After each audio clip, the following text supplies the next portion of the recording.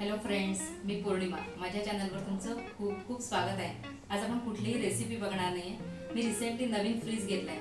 माझ्या जुन्या फ्रीजमध्ये मला खूप जागा कमी पडत होती, त्याच्यामुळे मी रिसेंटलीच बॉश कंपनीचा 560 लिटरचा नवीन फ्रीज घेतला आहे. तो मी कसा ऑर्गनाईज केला आहे ते बघू आपण. बाहेरून माझा फ्रीज ग्लास टॉपचा ब्लॅक कलरचा आहे, त्यामुळे त्यात रिफ्लेक्शन खूप दिसतं. आजकाल आपण सगळेच जण फ्रीजमध्ये भरपूर गोष्टी स्टोअर करतो, जसं दूध, दही, चीज, बटर.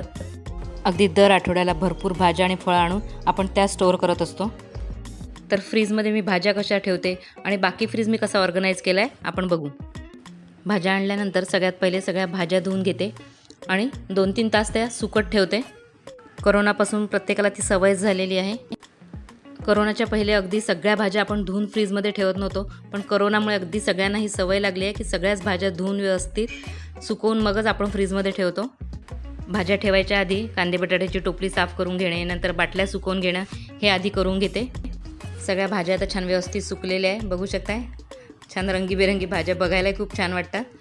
त्यानंतर सगळ्यात पहिले कांदे बटाटे सगळे आवरून ठेवून देते. कांदे बटाट्याच्या बास्केट माझ्या काळ्या रंगाच्या असल्यामुळे अगदी दर आठवड्याला मी एकदा त्या स्वच्छ करून घेते, म्हणजे व्यवस्थित राहतात. त्यानंतर मी भाजी ठेवायला असे जाडवाले पॉलिथिन वापरते. पहिले मी प्लास्टिकच्या त्या नेटच्या ज्या बॅग मिळायच्या त्या पण वापरल्या, पण त्याही खूप काळ्या होऊन जायच्या, खराब व्हायच्या लवकर. त्यानंतर कापडाच्या पिशव्या वापरल्या, पण त्यात भाजी दिसून पडत नाही, प्रत्येकाला पिशवी उघडून बघावं लागायचं, त्यामुळे त्या पण वापरणं मी बंद केलं.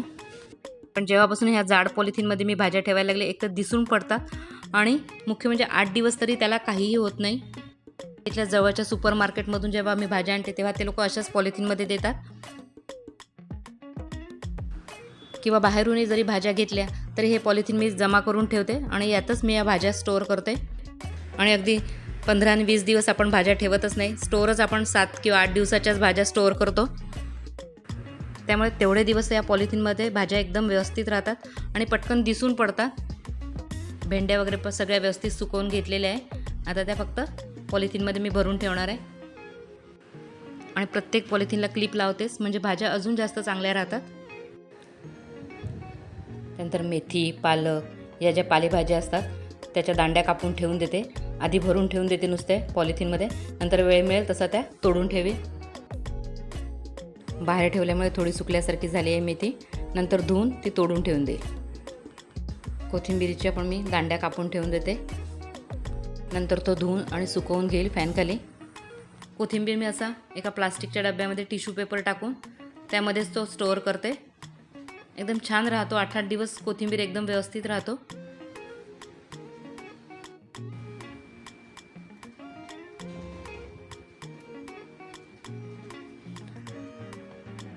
बघू शकताय सगळ्या भाज्या मी व्यवस्थित पॉलिथिनमध्ये भरून ठेवलेल्या आहे.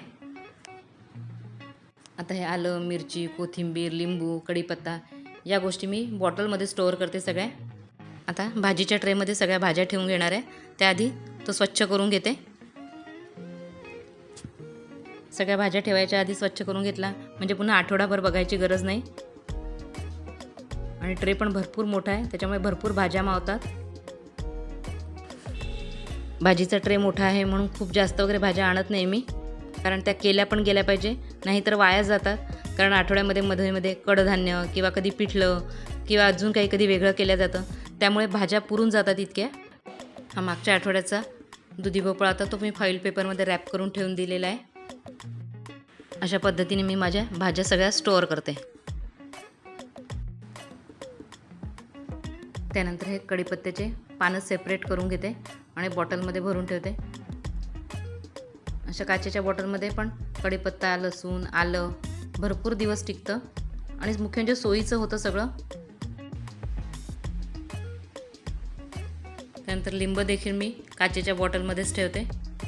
आल्याचे छोटे छोटे तुकडे करून ठेवते, म्हणजे सकाळी चहासाठी फक्त एक छोटासा तुकडा घेतला आणि किसलं तरी होऊन जातं. एक वेळेला थोडा जास्त वेळ देऊन हे सगळे कामं करून ठेवले तर बाकी आठवडाभर मग खूप सोयीचं होतं सगळं. स्वच्छ धुतलेलं आहे आलं, छोटे छोटे काप करून घेतलेले आहे. त्यानंतर हिरव्या मिरच्यांचे पण देठं काढून ठेवते, त्यामुळे मिरच्या जास्त दिवस टिकतात. त्यानंतर फ्रीजमध्ये या जागी या बॉटल्स ठेवते.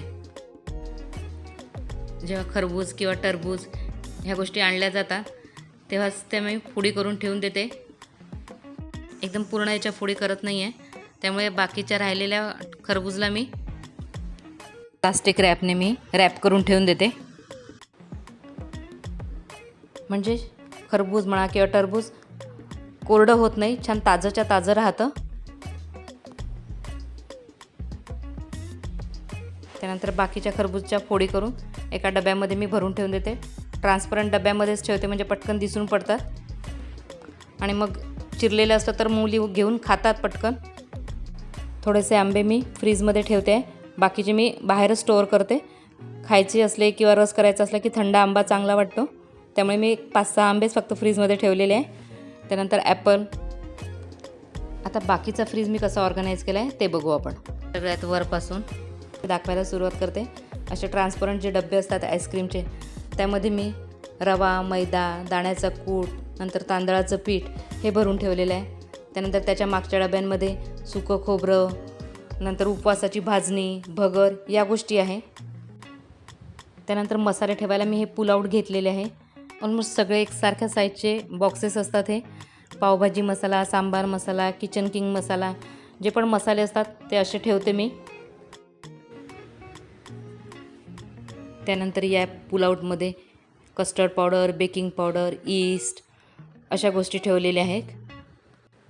एकदम हलके फुलके असतात, त्याच्यामुळे बाहेर काढून ते खूप कन्व्हिनियंट होतं.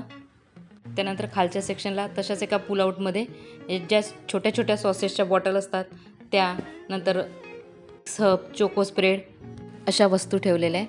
त्यानंतर एका बाउलमध्ये ॲपल, एका बाउलमध्ये मँगो ठेवलेले आहे. जे फळं आणले ते आपण ठेवतोच फ्रीजमध्ये. त्यानंतर ही चिंचेची चटणी करून ठेवलेली असते माझ्याकडे नेहमीच. त्यानंतर हा किसाचा साखर आंबा करून ठेवलेला आहे. एका बॉटलमध्ये कॉर्नचे दाणे ठेवलेले आहे. त्यानंतर या मागच्या डब्यामध्ये सुक्या नारळाचं सारण भरून ठेवलेलं आहे, करंज्याचं. केल्यावर थोडं उरलं होतं. त्यानंतर खालच्या याच्यामध्ये पेंड खजूर आहे. त्यानंतर भिजलेले उडीद आणि राजमा एकत्र करून ठेवलेला आहे. नंतर थोडंसं उरलेलं पनीर आणि उकडलेले बटाटे. मी फ्रीजमध्ये नेहमीच 3 किंवा 4 बटाटे उकडून ठेवतेच, कशाहीसाठी कामात येतात. नंतर अख्खे उडीद आणि राजमा एकत्र भिजवून ठेवला होता. मला रात्री दाल मखनी करायची आहे, त्यासाठी हा मी ठेवलेला आहे. त्यानंतर हा असा एक खाली ट्रे दिलेला आहे, त्याच्यामध्ये श्रावणीचं डे, चोकोपाय, नंतर छोटे छोटे केक हे सगळं भरून ठेवते.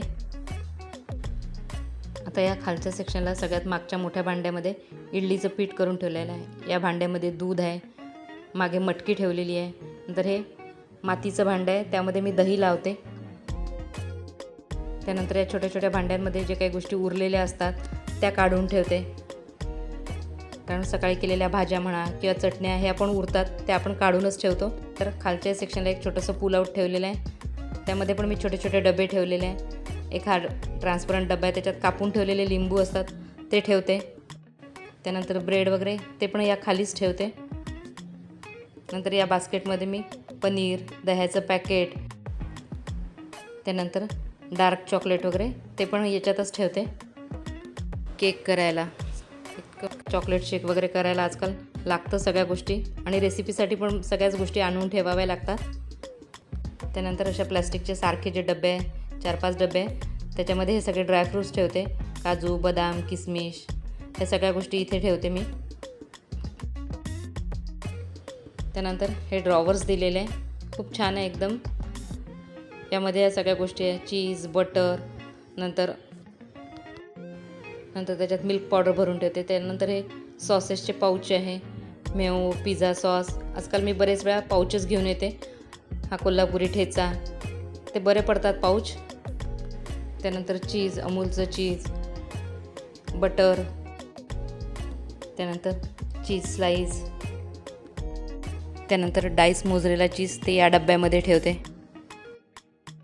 त्यानंतर यामध्येच अमूल मिल्क ठेवते. या सगळ्या गोष्टी या सेक्शनमध्ये मावतात माझ्या.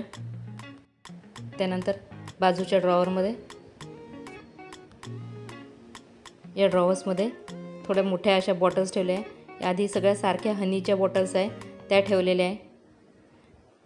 त्यानंतर कोको पावडर, सँडविच स्प्रेड, नंतर मिल्क मेड, ही मी ग्रीन चटणी बनवून ठेवली आहे पुदिन्याची ती.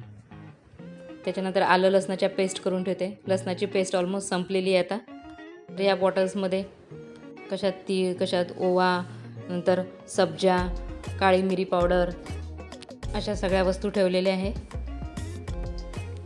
त्यानंतर आता हा खालचा ट्रे जो भाजीचा ट्रे आहे, अशा भाज्या ठेवलेल्या आहे ऑर्गनाईज करून.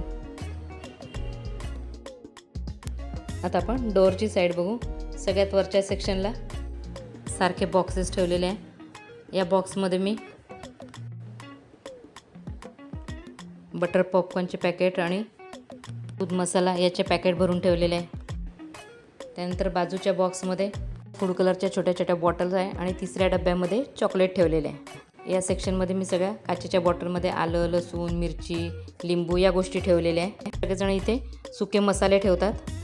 बॉटल इथे खूप कन्व्हिनियंट वाटतात आणि दिसायला खूप छान दिसतात. खालच्या सेक्शनमध्ये अंडे ठेवलेले आहे, जायफळ पावडर, वेलची पावडर, नंतर केसर या छोट्या छोट्या गोष्टी ठेवलेल्या आहे. त्यानंतर खालच्या सेक्शनला 2 बॉटल ठेवते पाण्याच्या. त्या अगदी थोड्याशाच भरते नावाला. ज्यूस, शेजवान चटणी, विनिगर, सोया सॉस, नंतर सॉस या गोष्टी आहे. या फ्रीजचा डीप फ्रीझर खाली आहे. आता खालच्या सेक्शनला फ्रीझरमध्ये या साईडला आईस क्यूब करण्यासाठी एक ट्रे दिलेला आहे.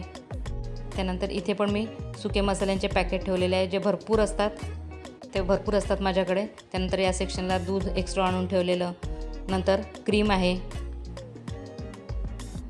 त्यानंतर याच्या खालच्या सेक्शनमध्ये एक्स्ट्राचे रव्या मैद्याचे पॅकेटं. जर एखादं कडधान्य एक्स्ट्राचं असेल तर ते मी डीप फ्रीझरमध्ये ठेवते. त्यानंतर या डब्यामध्ये फ्रोझन मटर ठेवलेले असतात. अगदी मी अर्धाच किलो आणते, कारण मी दर महिन्यातच फ्रोझन मटर भरते. आपले तेवढे वापरल्या जातात माझे. त्यानंतर स्माइली, मकेन या वस्तू ठेवल्या आहे. फ्रीज मोठा असल्यामुळे प्रत्येक गोष्टीला प्रॉपर जागा मिळाली आहे. त्यामुळे फ्रीज खूप मोकळा आणि सुटसुटीत वाटतो. अशा सिंपल पद्धतीने मी माझा फ्रीज ऑर्गनाईज केला आहे, पण मला तो खूप कन्व्हिनियंट आहे. जर तुम्हाला माझा हा व्हिडिओ आवडला असेल तर लाईक, शेअर, कमेंट करा. माझ्या चॅनलला सबस्क्राईब करा आणि बेल आयकॉन जरूर प्रेस करा, म्हणजे मी जो पण व्हिडिओ टाकेल त्याचं नोटिफिकेशन तुम्हाला मिळेल.